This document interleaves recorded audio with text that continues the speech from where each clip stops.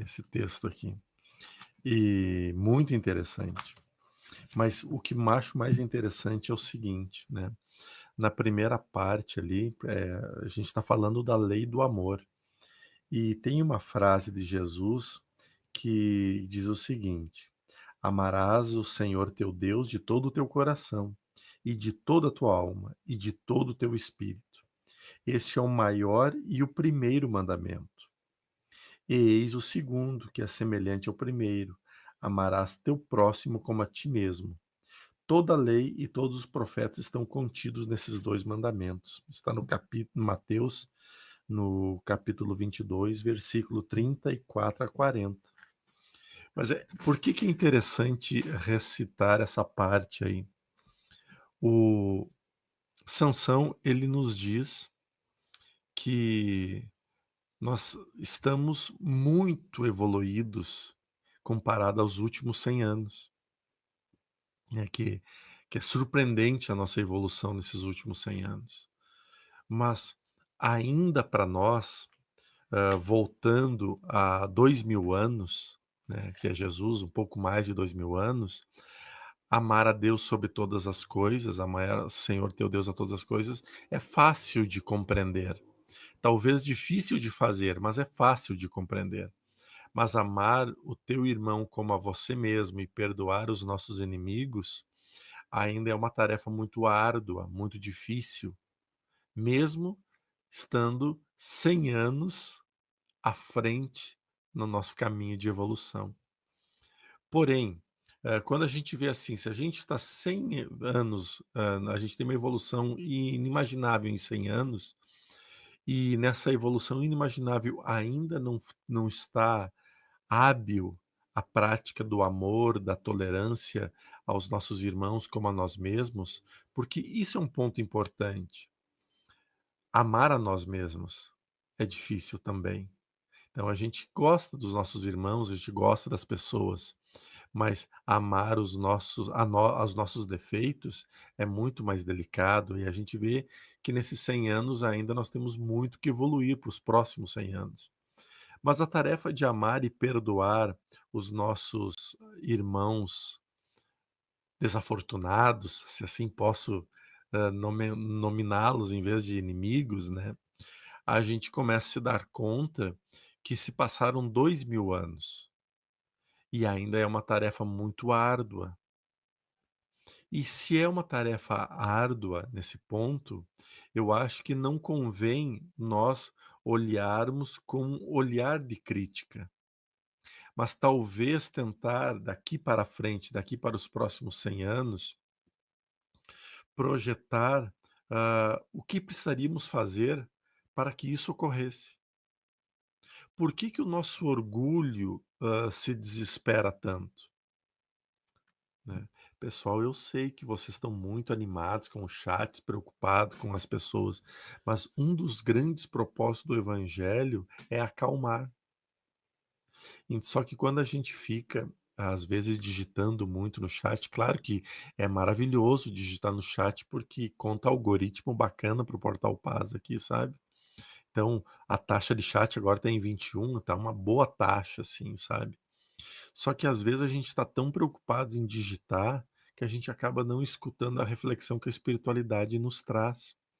Então, ó, foca na coisa, que o objetivo desse trabalho do evangelho é exatamente trabalhar com quem está cansado, com quem está exausto, com quem está doente, com quem está desesperado, com quem está com medo, com quem está ansioso. O evangelho é com esse propósito, entende?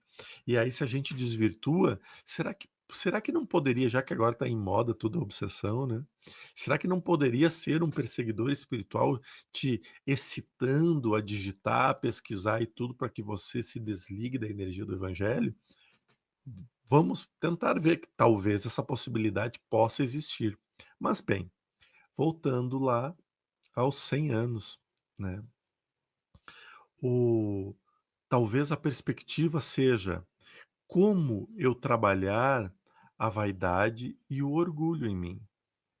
Porque quando eu crio um desafeto, Quando eu crio um problema com alguém, provavelmente esse problema ele possa estar se arrastando de vidas anteriores, né, principalmente quando a gente tem, aquele como que se chama? Aquela em não é empatia, né, quando a gente não tem empatia, de primeiro olhar, assim, então a gente Antipatia. sabe antipatia, obrigado, Robson. Então a gente sabe que isso provavelmente venha de energias de vidas anteriores. Mas o nosso orgulho e a nossa vaidade, as ranço pode ser para lá para o Rio Grande do Sul, assim, do Paraná para baixo, o ranço, vai ficar um negócio bem bacana ali também. E aí a gente começa a olhar nesse ângulo, a gente começa a ver que as nossas imperfeições não permitem abrandar o nosso coração, porque a gente veste uma carapuça, muitas vezes, que diz o seguinte: eu sou assim, me aceite como eu sou, eu não mudo, né? Eu falo a verdade, dou a quem doer. E essa frase assim, sabe, por dentro eu dou tanta risada quando eu escuto. Eu sou assim, eu falo a verdade, dou a quem doer. E mentalmente eu dou risada, porque eu penso, verdade? Que verdade? Verdade de quem? Verdade de qual época?